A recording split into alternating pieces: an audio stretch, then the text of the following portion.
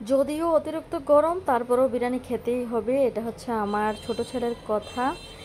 পোলাও বিরিয়ানি ছাড়া ওর চলে না, 2-3 দিন পর পর রান্না করে দিতে হয়। তো আজকে হচ্ছে চিকেন বিরিয়ানি রান্না করব। আর চিকেন বিরিয়ানির জন্য আমি এখানে হচ্ছে আলু, গাজর, টমেটো, পেঁয়াজ, কাঁচামরিচ এগুলো নিয়ে নিলাম কেটে। এখন হচ্ছে আমি ভেজে নিব আলু আর গাজরগুলোকে একটু ভেজে নিব, না হলে হচ্ছে একটু কাঁচা স্মেল আসে, সেই জন্য আমি ভেজে নিলাম।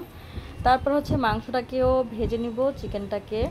যে এই যে আমি আলুগুলোকে উঠিয়ে নিলাম আর হচ্ছে বেরেস্তাও করে নিয়েছিলাম, সেটা আপনাদেরকে দেখাইনি। এই যে বেরেস্তাগুলো। আর আমি হচ্ছে অল্প পরিমাণে কিছু বিরিয়ানি রান্না করব আমার ছেলেদের জন্য।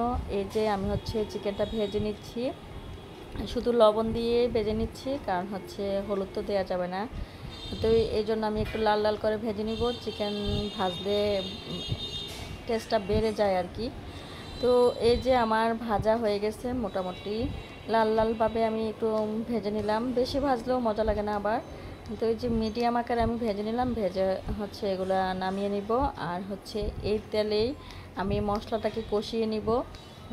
সব বিরিয়ানির জন্য যত মশলা লাগবে সবগুলো দিয়ে আমি হচ্ছে কষিয়ে নিব আর কি। তো এখন আমার বিরিয়ানির মাংসটা হচ্ছে উঠিয়ে নিলাম আলুগুলোর সাথেই, আর পেঁয়াজ দিয়ে দিলাম, যেহেতু বেরেস্তা দিব। তারপরে হচ্ছে বাটা মশলা দিব। আমি বাটা মশলা ব্লেন্ড করা মশলাগুলোর সাথে হচ্ছে পেঁয়াজ রসুন একসাথে পেস্ট করে রাখি, তো সেই জন্য হচ্ছে কাটা পেঁয়াজটা একটু কম দেওয়া হয়েছে। এখন হচ্ছে আমি মশলাটাকে কষিয়ে নিলাম খুব ভালোভাবে, সবগুলো মশলা একসাথে দিয়ে। এখন আমি মাংস আর আলুগুলো দিয়ে দিব। আর যত মশলা বেশি কষানো হবে ততই তরকারি বলেন বিরিয়ানি বলেন সব কিছু স্বাদটা বেড়ে যাবে আর কি। তো আমি হচ্ছে এই যে মশলাগুলো আমার কষানো হচ্ছে খুব ভালোভাবে। এখন হচ্ছে রাঁধুনি বিরিয়ানির মশলা দিয়ে দিব, যাতে স্মেলটা একটু ভালো আসে, বিরিয়ানিটা একটু স্বাদ বেশি হয়। আমি এইভাবে রান্না করি আর কি। তো এই যে মিক্স করে নিচ্ছি। আর হচ্ছে এখন বাদাম বাটা, পোস্তা বাটা এগুলো হচ্ছে দিয়ে দিব, ব্লেন্ড করে রেখেছিলাম এগুলো, আর টক দই সহ একসাথে। যেহেতু আমার বিরিয়ানির পরিমাণটা কম, সেহেতু আমি সেই পরিমাণে মশলা দিয়েছি। এই যে আমি আবারও কষিয়ে নিচ্ছি।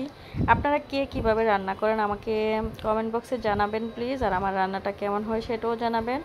এখন হচ্ছে আমি একটু সামান্য পরিমাণ পানি দিয়ে দিয়েছি, যাতে সব কিছু আবারও সব মশলাগুলো একসাথে মিক্স হয়ে যায়, সিদ্ধ হয়ে যায় আর কি মাংস আর আলুটা। এই যে আমার মশলাটা এখন কষানো শেষ, আমি এটাকে মাংসটা কষানো শেষ, আমি এখন নামিয়ে নিব। আর এই পাতিলে হচ্ছে অন্য পাতিলে এখন হচ্ছে আমি চালটাকে ভেজে নিচ্ছি, পোলার চালটা। এখানে কোনো মশলা অ্যাড করি নাই, যেহেতু আমি মাংসের সাথে সব মশলা দিয়ে দিয়েছি। তাই আমি শুধু ঘি আর তেল দিয়ে হচ্ছে দুইটাকে একসাথে মিক্স করে নিয়েছি, তেল আর ঘি। এখন হচ্ছে পোলার চালটা ভেজে নিচ্ছি ভালো করে। তো আমার এই যে মাংস কষানোটা এখন আমি চালের সাথে ঢেলে দিব।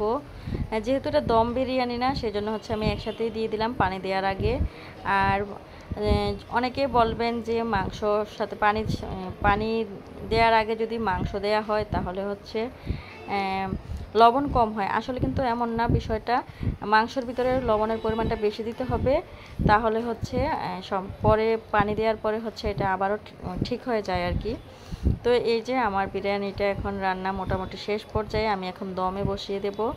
এই যে পানি শুকিয়ে গেছে, এখন আমি দমে বসিয়ে দেব 10 মিনিটের জন্য। তো এই যে আমার রান্নাটা হয়ে গিয়েছে, আমি এখন হচ্ছে বেরেস্তা দিয়ে নামিয়ে নেব আর হচ্ছে খাবারের জন্য পরিবেশন করে নিব। তো আমার ভিডিওটা কেমন হলো জানাবেন। আল্লাহ হাফেজ সবাইকে, সবাই ভালো থাকবেন, সুস্থ থাকবেন, এবং আমার রেসিপিটা যদি ভালো লাগে থাকে শেয়ার করে